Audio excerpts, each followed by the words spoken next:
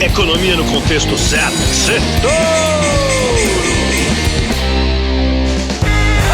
Boa noite, Brasil, ouvintes da Jovem Pan. Bem-vindos a mais um Sextouro, resumo da semana econômica no contexto certo. E essa semana foi estressante, muita volatilidade, os investidores com nervos à flor da pele. O golpe final foi hoje, com os dados do emprego americano.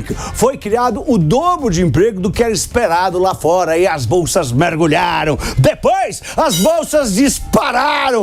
Ai, meu Deus, é muita volatilidade. O dólar na hora disparou, foi pra cima de 5,20, depois caiu, voltou pra baixo de 5,15. A cabeça do investidor só consegue pensar nos juros dos Estados Unidos e com isso, às vezes ele se perde o controle e a volatilidade impera. O planeta, né, está refém das taxas de juros do governo americano, que bateram o maior nível dos últimos 16 anos. Né? Teve uma empresa aqui no Brasil também, centenária, pediu falência, enquanto o Brasil e a China fizeram a primeira negociação em moedas locais. Curiosamente, na semana em que a China estava de férias e que o dólar estava com a volatilidade mais alta do ano.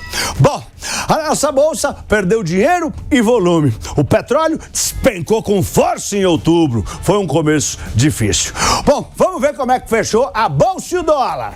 O Ibovespa primeiro caiu, depois se recuperou, especialmente hoje. Terminou a semana com 2% de queda aos 114.169 pontos, enquanto o dólar, que chegou a bater R$ 5,22, acabou recuando hoje e terminou a semana só com 2,5% de alta aos R$ 5,15. E vamos para os pontos que eu separei para o nosso Sextouro de hoje. Problemas brasileiros nos Estados Unidos. A maior economia do mundo está marcando problemas que a gente conhece muito bem: inflação, juros altos e déficits enormes. E foram esses problemas que abalaram as bolsas do mundo inteiro essa semana.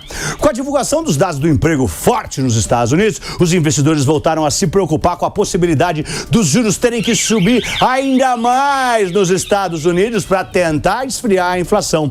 Já que com mais pessoas trabalhando e gastando, isso pressiona os preços para cima. E se as apostas de altas de juros aumentam, o que também aumenta são os juros futuros nas bolsas. E se os juros sobem, as bolsas caem. O que muita gente não sabe é que a taxa de juros que mais importa para as famílias, para as empresas e para os governos não é a Selic americana, não é o Fed Funds, mas sim a do Tesouro Direto de 10 anos dos Estados Unidos, chamado T10, que é considerado o investimento mais seguro do mundo. E essa taxa bateu 4,88 essa semana, o nível mais alto dos últimos 16 anos, quando estourou a crise financeira nos Estados Unidos em 2008 e se espalhou pelo mundo. Além da força e da resiliência da economia americana, os investidores exigem juros mais altos para comprar a dívida dos Estados Unidos. Em outras palavras, exigem que os Estados Unidos paguem mais para que a gente empreste dinheiro para o governo americano, porque o déficit fiscal por lá, o rombo das contas públicas, está muito forte, está muito grande e o governo pode precisar de mais dinheiro no futuro próximo, o que pode trazer mais inflação e que pode acarretar em juros ainda mais altos, numa espiral negativa.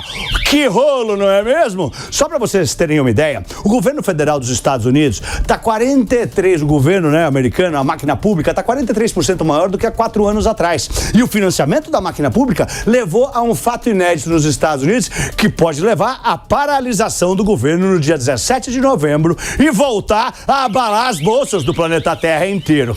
Nesta semana, o republicano Kevin McCarthy foi empichado de presidente da Câmara dos Estados Unidos porque ele apoiou o governo Biden e não paralisou a máquina pública no fim de semana passado. Alguns republicanos do partido do Trump, né, do próprio partido do McCarthy, se revoltaram, né, e ajudaram a derrubá-lo. Agora, dia 17 de novembro, é mais do que nunca realmente o dia D.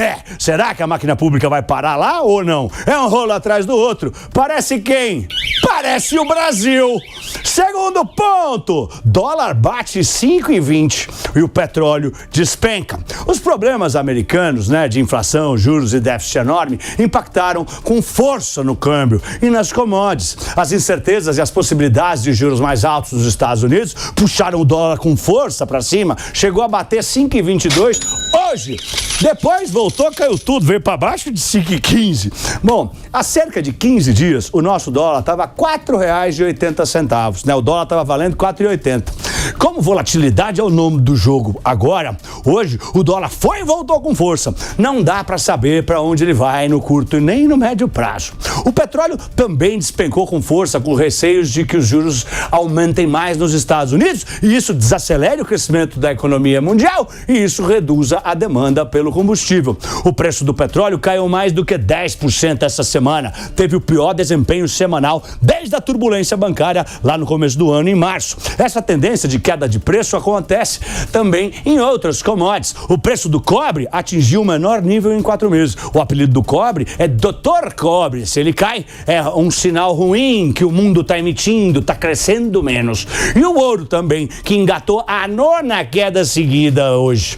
Terceiro ponto, volume da B3 despenca. Outro reflexo dessas incertezas que a gente está vivendo, né, nesta e nas últimas semanas, é que os investidores estão caindo fora das bolsas. Não é só no Brasil, é no mundo inteiro. Se os investimentos mais conservadores, os títulos renda fixas, estão pagando mais, as rentabilidades estão altas, os investidores ficam com menos ânimos de se arriscar no mercado de ações. Eles estão preferindo esperar momentos melhores para comprar ações. E o Brasil, como país emergente, sofre ainda mais dessa saída de investidores das bolsas. No mês passado, mês de setembro, o volume negociado na B3 foi o menor dos últimos 14 meses. Só 16 bilhões de reais movimentados por dia, na média, né?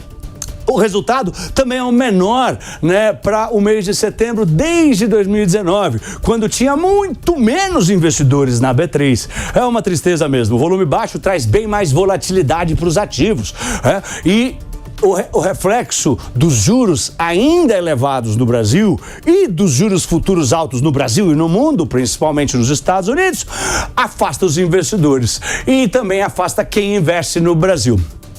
Quarto ponto, Saraiva pede autofalência. A rede de livraria Saraiva, em recuperação judicial desde 2018, informou que protocolou um pedido de autofalência. É isso aí que você ouviu, autofalência. Autofalência é quando a própria empresa pede falência. Falência é quando um credor ou algum acionista da empresa pede a falência. Eu nunca tinha ouvido essa palavra, autofalência, tive que olhar lá o que era. Bom, a empresa Saraiva, que foi fundada em 1914, né, uma rede de livrarias, fechou todas as suas lojas físicas no Brasil e demitiu todos os funcionários administrativos, em torno de 150. A Saraiva é uma das empresas que tem tentado passar a crise do mercado editorial nos últimos anos. Em 2018, quando pediu recuperação, tinha uma dívida de quase 700 milhões de reais.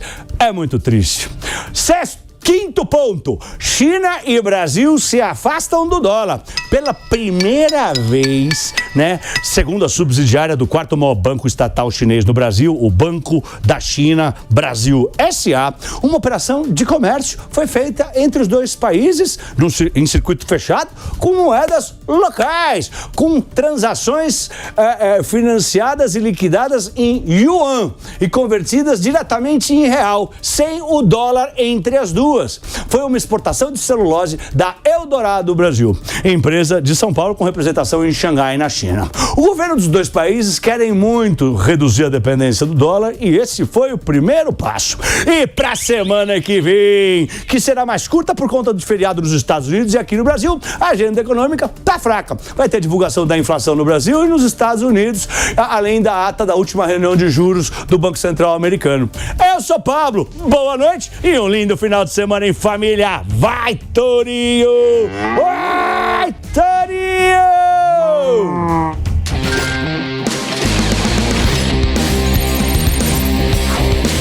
Economia no contexto certo. Setor!